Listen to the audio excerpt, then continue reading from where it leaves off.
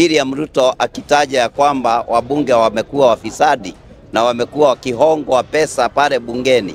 Na ukiangalia mwaka uliopita, mimi niliweza kuamka na kuongea mambo ambayo yanahusu wabunge pale bungeni, na nikasema wamekuwa wakihongwa hasa kupitisha bills ambazo ni za kuumiza Wakenya.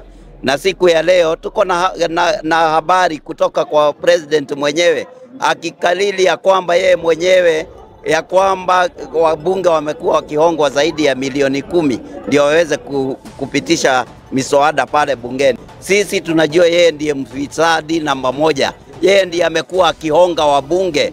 Yeye aache kujificha chini ya meza wakati Kenya inaendelea vibaya. Ajue ya kwamba tunamjua yeye ndiye huwa anapatiana pesa pale bungeni, anapatia Kimani Ichung'wah ndio aweze kugawia wabunge pale bungeni ndio waweze kusimama na vile anataka.